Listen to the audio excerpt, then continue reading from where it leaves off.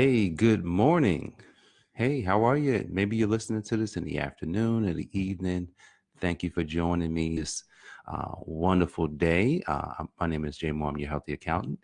And welcome to the Enlightenment series here on Facebook and now on YouTube. So if you're on YouTube, go ahead and subscribe so you can be notified when we're having this program. And if you're on Facebook, if you have not already liked or followed the J Moore Healthy Accountant page, go ahead and like and follow. So guys, I appreciate you for joining me today. I'm excited to talk to you again. And this week, the title of the series is The Life Under Construction. Monday, we talked about any day now. And yesterday, we talked about considering it done, not worrying about, whether or not what you asked for, you're going to get. And today, we're going to be talking about anything but failure. And so there's a very, very well-known story inside the Bible, and it surrounds Peter. If you understand, Jesus and who Peter was among his followers, Peter was one of the strongest followers. However, Peter fell hard. Peter did not stand up to the test that Jesus said that was going to come to him. And so technically it looks like Peter fails. Now, two people failed at the very end when Christ was being arrested. Peter failed and Judas failed. Judas killed himself, but Peter did not. Peter was remorseful. Peter felt really bad. But when Peter found out that Christ was risen, Peter was excited. So he was remorseful. And so I went to a text this morning and I found something that I just want to read. And it's in John chapter 21. It's the very end of the book.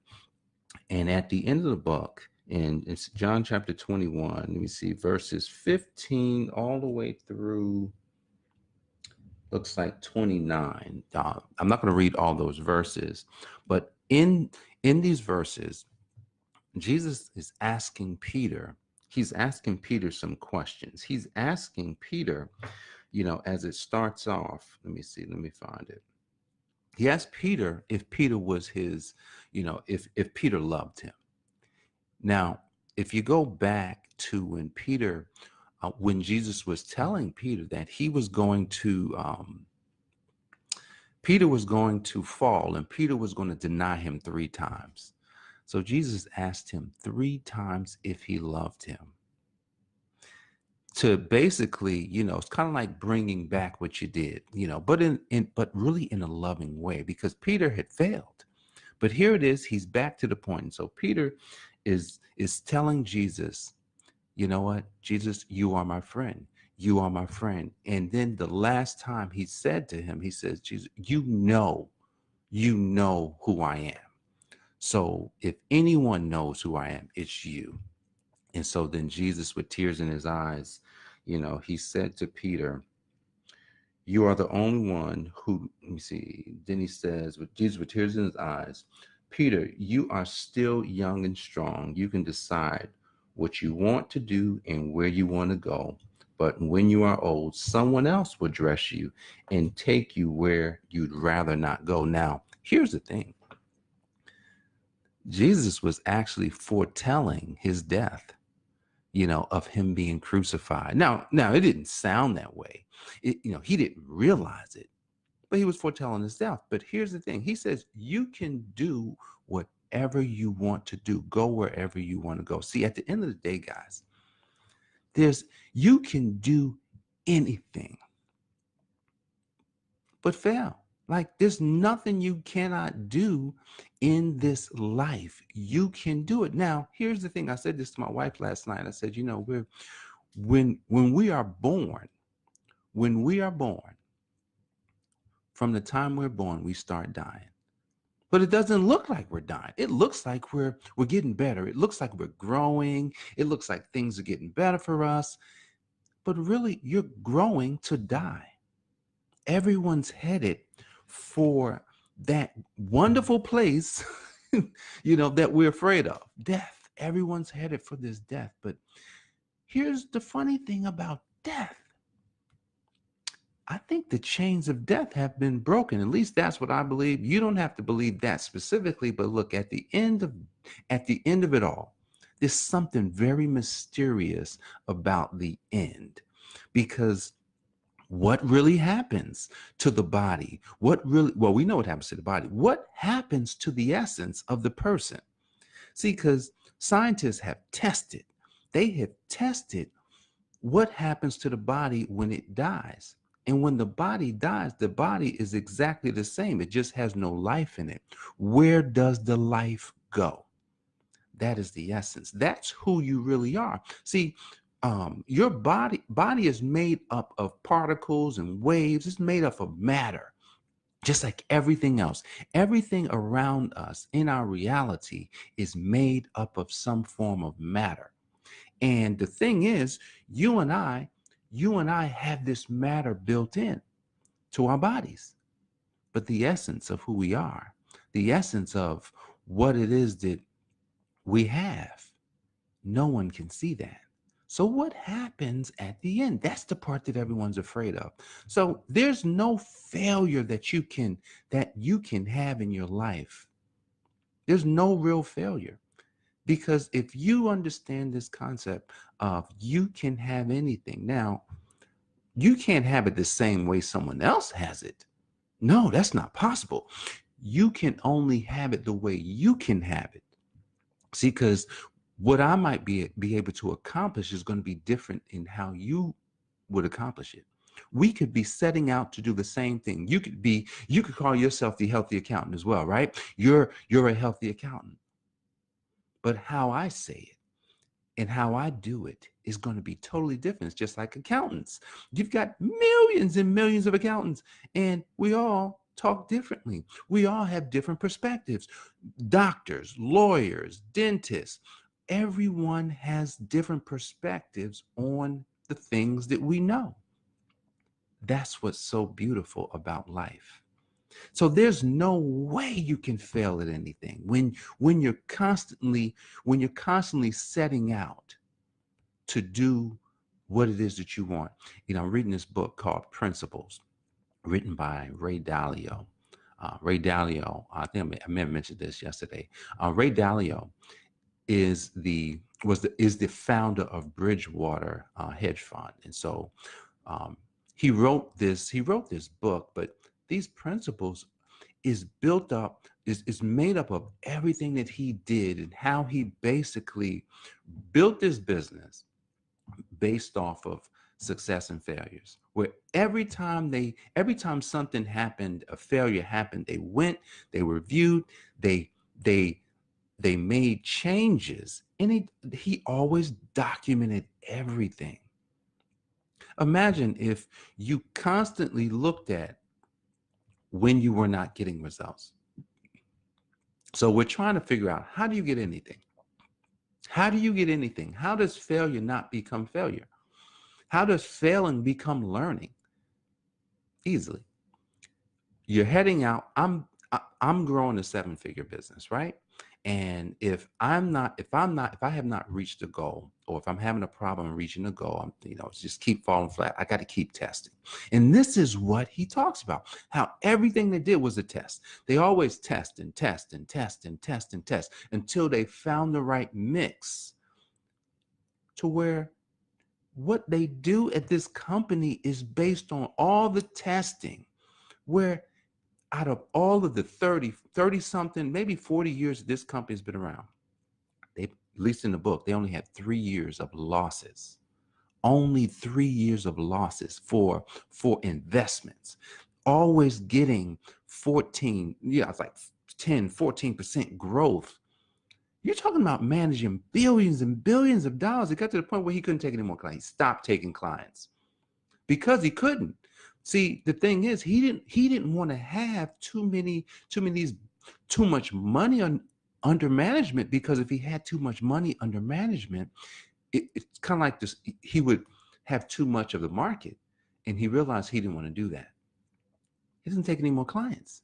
because he's doing so well. He can't take everybody, but now it's a machine. He literally built his thought process into a machine. But how did he do it?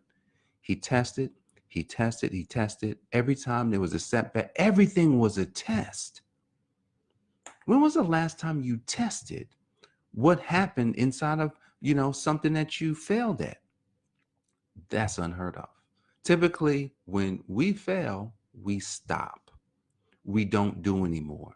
Wherein it's kind of like if you were trying to lose weight and you used one diet, and then something happened with the diet, it didn't seem like it was working, and you just didn't do anything else. Wherein maybe you have to test 3, 4, 5, 6, 7 different things to figure out what works best, so that you will know optimally how it works. I'm gonna tell you, this is life changing for me, because it's really showing why. Like, I've heard a lot of marketing people talk about testing. You got to test everything. You got to test everything. And I wasn't always a tester. Like, for some reason, I would test it small and then go with it. Where now I'm like, wow, this is big. I'm going to test every method that I could find to find the right mix. See, failing isn't permanent. When you fail at something, when you make a mistake, this is called, when we make mistakes, all you do is go back, review what happened and led me to this mistake. How can I move forward? Now going back to Peter made a mistake. Peter made a mistake in not standing up for what he believed. But then he realized that, you know what? God knows who I am. But God is, because he knows who I am, he's going to give me the power and strength to get through what I have to get through. And after that one big failure, that was a huge failure, man. But that didn't stop Peter. He became one of the strongest disciples, apostles in the New Testament. One of the strongest. Now, he died a rough death. He was crucified, but it didn't matter, because his body died, but his spirit will live again. See, guys, what we have at our fingertips every single day is possibility. The possibility to change. My wife said this last night. I think we were talking, and something that we talked about, it was insinuated that we couldn't change. I was like, no, no, no, that's not what I mean. Definitely you can change. She said, and so you can change every day. It's clear that every day you wake up, you can make a change. Like this morning, I had newness of life. It was weird. I was sitting in the bed, and I started gratitude, and I could feel my spirit just pulsating. I can feel it now, pulsating with this feeling of thankfulness to what I have already, to who I am today, to what it is that I know that I've been given already. Yesterday, when we talked about consider it done, you can't ask for something and then worry about it. You got to ask and move. You got to move towards what it is that you have asked for. So when we're talking about having anything or never worrying about failing, because even if you make the mistake, you can change. You can review it, and now you can say, you know what? Here's the new possibility. In the book Principles, and I'm going to leave you with this last story, Ray Dalio, he ran into a huge crisis in his life. The company's blooming and things are going great. And then next thing you know, his son, whom I think he graduated from, I think, New York School of Film or something like that, one of the top film schools. And so took a job in LA. And it turned out that he was bipolar. He had an instance where he just went crazy. And then he got thrown in jail, but then he had to be put into a mental institution. And this was something that took his family through like a serious crisis. But his son, through a lot of medical treatments and therapy and all sorts of things, came out of it stronger. And because of it, he changed the possibility of who he was, literally changed into somebody else because of a huge problem that he had in his life. See, every problem that we have, every problem that you have is an opportunity. And that problem that he had turned into a huge opportunity for his life. Now, his mission is to help other people through his skills of filmmaking. To he has a mission to help other people who are dealing with being bipolar, who are dealing with these problems. Usually, out of a big problem comes a huge opportunity. Out of a big problem, out of your big problem, there is something being birthed today of a huge opportunity. Don't waste that. Don't waste that opportunity on feeling bad for yourself. Don't waste that opportunity on saying to yourself that it'll never work. Don't waste that opportunity on looking at yourself, telling yourself that you're not worthy of it. Don't waste your God-given talents and abilities on lying to yourself and telling yourself that it's that what you can do is not possible. Do not waste your efforts on any of that. But instead, as I close today, look at look at all of the problems that you're facing in your life today. It could be one, it could be two, it could be 10, it could be many problems. Find that opportunity because there is no failure. None. Unless you choose that that's your destiny. If you want to have failure, you will choose it and your life will grow around that. But what if you choose life? What if you choose possibilities? What if you choose the infinity of what it is that you can have and do? If you choose that, see what happens. Focus only on opportunity and possibility today and see what happens because there's no failure. There's no failure in life unless you decide that is your destiny. So today, your possibility is anything. So, guys, I appreciate you for joining me today on the J Moore Healthy Accountant page on Facebook and on YouTube. If you're on either platform and you have not already liked or subscribed, please subscribe and like the page just so that you can be notified. I want to get this message out. I want to get my enlightening messages out to the world. I want more people to have an enlightenment of of God's word, but of simple things. This is not a theology lesson. This is a lesson on life and how we all have great abilities and we all can do something great with our lives. And so that's the message that I want to share. So I appreciate you for joining me today, and I look forward to connecting back with you tomorrow. The title of the message is Through It All. So today's message wasn't from a musical song. Every other, like Monday and Tuesday, was from a song. Tomorrow is a song connected with that title. So Through It All